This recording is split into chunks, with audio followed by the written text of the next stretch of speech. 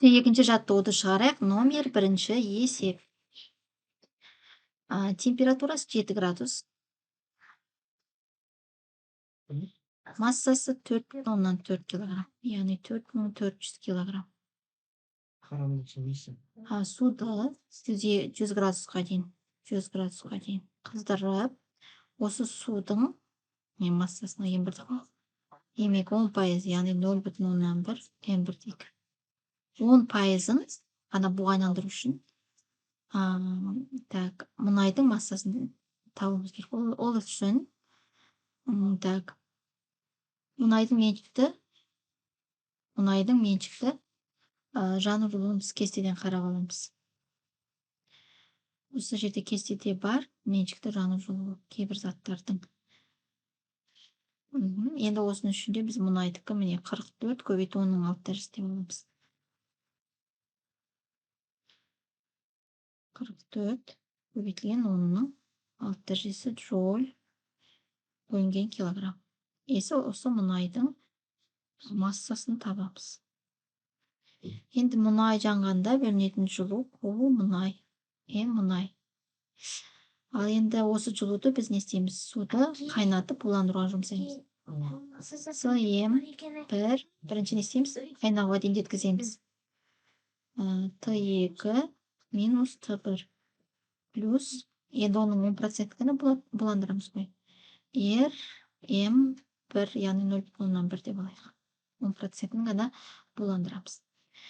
Енді осы екі жылу мөлшері, яғни Q1 мен Q2 деп белгілеп қойдық, осы екеуі тең болады. Яғни мұнайдан бөлінген жылуды осы суды буландыруға, қайнатып буландыруға кетеді. Енді осы жерден біз мұнайдың массасын табу үшін бірінші мына жерде жазбай Q1 мен тең болады Q2-ге. Теңестіріп алып, мұнайдың массасын табу үшін біз С1 Т2 минус Т1 плюс М1 көбейту 0,1-ді бөлеміз Q-ға. Енді есептеп алайық. М мұнай тең. С дегеніміз ол 4200 су үшін, М1-міз 4400. Т2-міз 100. Т1-міз 7 градус. Плюс. Енді мына жерде R деген меншікті булану жылуын қарап алайық кестеден. Меншікті булану жылуы.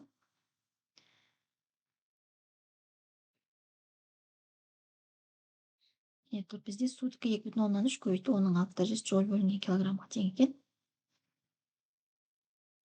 2,3 көбейтілген 10-6 дәрежесі. Көбейтеміз, массасы 4400-ді 0,1-ге көбейтсек 440 шығады. Бірден ала салайын. Бөлінген 44 көбейтілген 10-6. 171.864 шығады екен мына жерде. Немесе 1718,64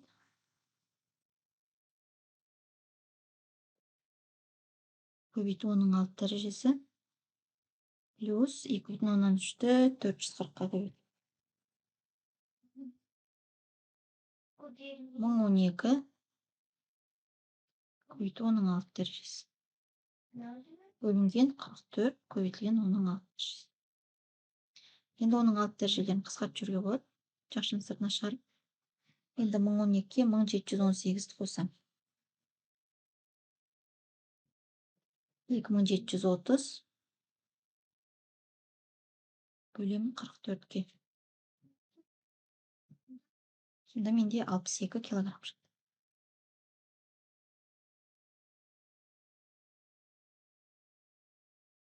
Енді келесі номер екінші есеп шығарайық. Қуаты 8 киловатт. N тең 8 көбейтілген 10-3 дәрежесіндегі ватт. Пәгі 11%.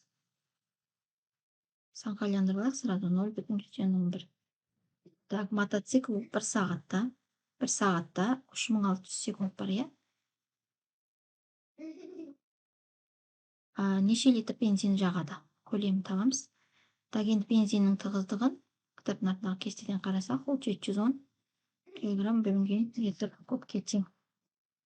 Так, пәк тең болады А бөлінген Q-ға.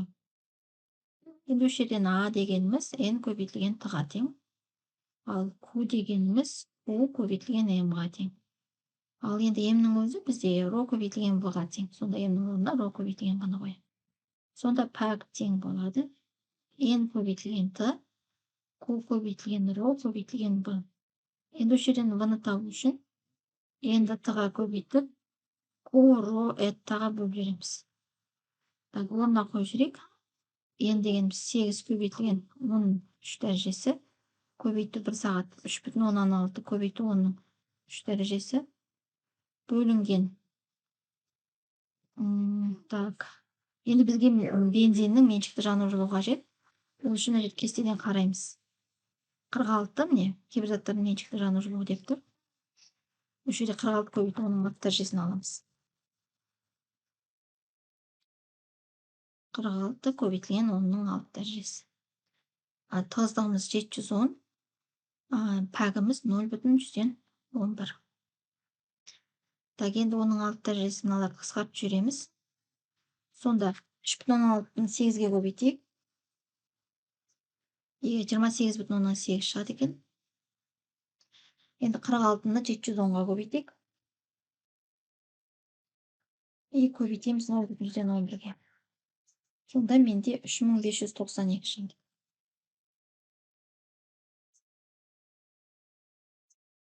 Енді 28,8-ді бөлем 3592-ге. Сонда 0,08 метр куб, немесе ол 8 литр жазылады екен. Так, енді келесі номер 3-ші есеп шығарайық. Так, номер 3-ші есеп. Қуаты 100 киловатт. Оның 5 дәрежесі ватт деп сразу аламыз. Так, бұл турбинасын жұмыс үшін бұл қазаннан 960 тонна тас көмір. 996 көбейту 10-ның 4 дәрежесінде килограмм деп аламыз. Бұл турбинасының пәгі тас көмірдің меншікті.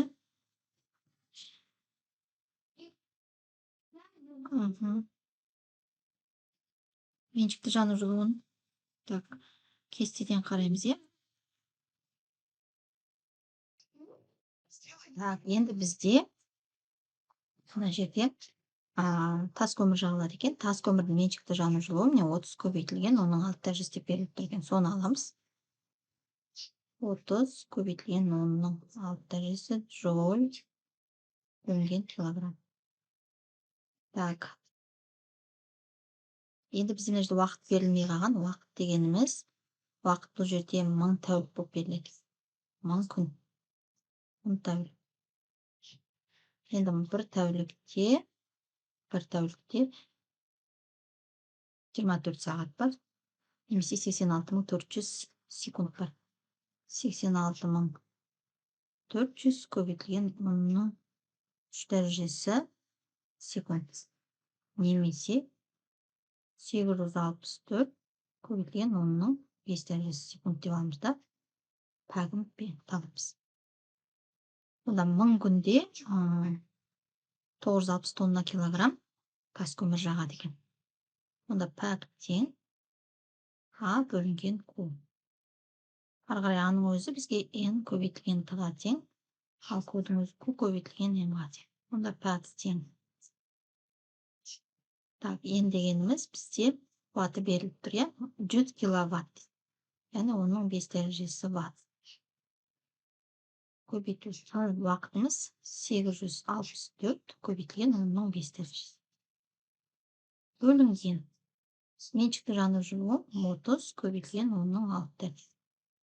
Көбейтілген массамыз 96 көбейтілген 10-ның 4 дәрежесі деп аламыз. Так, мына оның 10 дәрежесі шығады, именно оның 10 дәрежесімен екі қысқарып кетеді. Онда 864-ті 30-ға, одан 96-ға бөлетін болсақ, 0,3 шығады екен. Енді оны пәкті табу үшін 100%-ға көбейтеміз ғой. Пайызға көбейтіп жүрек. Сонда менде шығады екен 30% шығады. Келесі есепті шығарайық. Номер 4-ші есеп. Жұмыс істеп тұрған қыздырғыш машинасының отында 0,8 литр керосин. 0,8 көбейтілген 10-ның минус 3/3 метр куб. Оны жағып, температурасы 10 градус массасы бекітілген суды қайнатады. Т1 10 градус десе, қайнайтын болса, Т1 бізде 100 градус Цельсийге тең.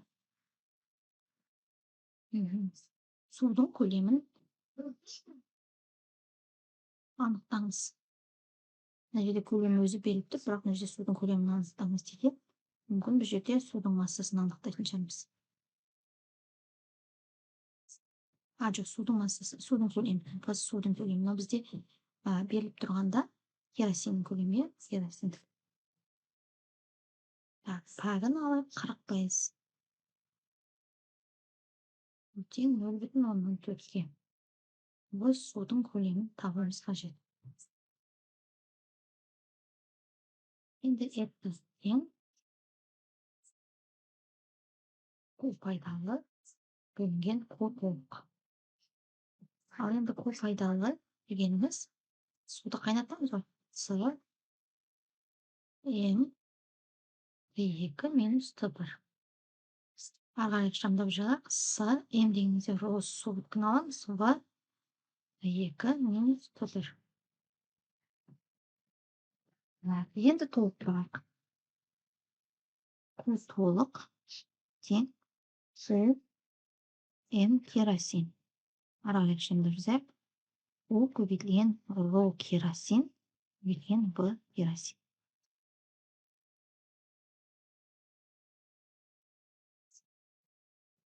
Енді пактың формуласын қайтадан жазайық. С Р су В су Т2 минус Т1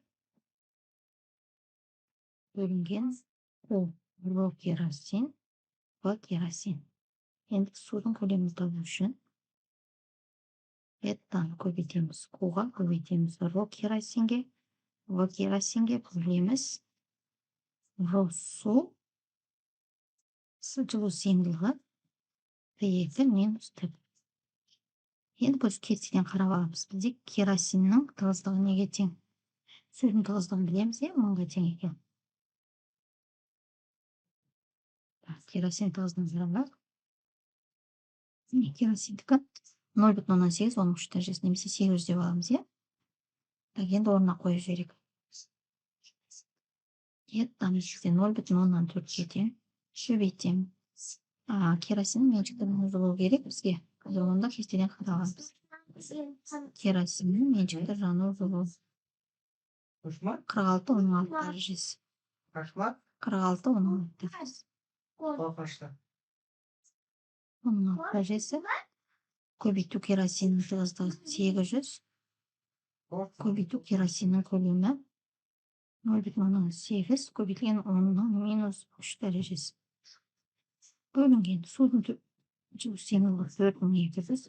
Судың тығыздығы 1000-ға тең немесе 10-ның 3 дәрежесі деп алсақ, Т2 деген 100 минус 10.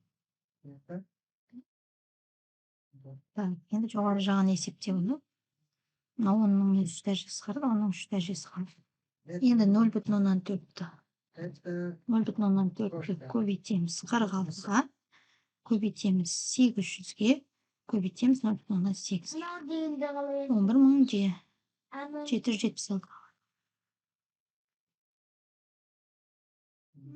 Көбейту 10-ның 3 дәрежесі қалады. Бұл жерде 10-ның 3 дәрежесі, мына 10-ның 3 дәрежесіге қысқарып кетеді екен ғой. Сонда мынаны алмай қоюға болады, Мынау қысқарып кетті, бізде. 10-ның 3 дәрежесіге қысқарып кетті. 4200-ті 90-ға көбейтеміз. 378 10-ның 3 дәрежесі шығады, немесе 378 мың. Енді бөліп жүрейік. 11,776-ны бөлеміз 378 мыңға. Сонда 0,7 4,31 немесе 31 литр деп алуға болады. Мына бізде метр кубпен шықты. Оны литрға айландырып алуымызға болады. Енді келесі соңғы есеп шығайық. Так, енді соңғы есепте. Егер қуаты 55 киловатт, 55 көбейтілген 10-ның 3 дәрежесіндегі ватт. Машина 1 сағатта, тең 1 сағат дегеніміз 3600 секунд. Массасы 0,31 килограмм бензин жұмсайтын болса, оның пәгі қандай? Так, енді бензиннің меншікті жану жылуына жасайық. Бензин, мына кестеден қараймыз, 46 не тұр, 46 көбейту 10-ның 6 дәрежесіне тең. Так, 46 көбейтілген 10-ның 6 дәрежесіндегі жол бөлінген килограммға тең.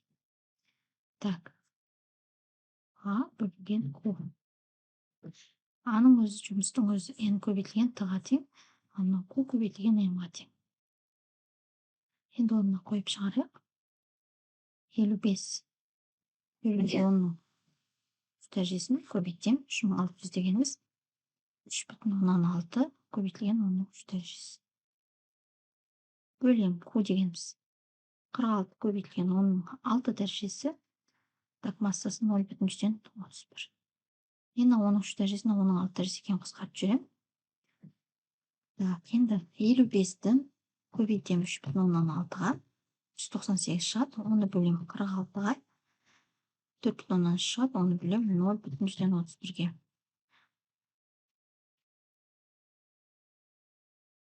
Так, мына жерде бізде қате шығып кетеді екен балалар, 13,8. Енді пәк бізде бірден аз шығу керек екен. Сонда мына жерде берілгені қате. Берілгенде бірдеңке қате. Берілгенде қуаты немесе мына жердегі массасы енді қарайық. 1 сағатта 310 грамм бензин жағу мүмкін емес шығар енді. Мүмкін емес. Демек, бұл жерде бізде массасы дұрыс берілмеген. Бензиннің массасы дұрыс берілмеген. Бізде пәк шығу керек. Бірден кіші болып шығу керек. Ал бізде бірден үлкен болып шығып кетті. Демек, берілгенде бір сандық мәндері қате.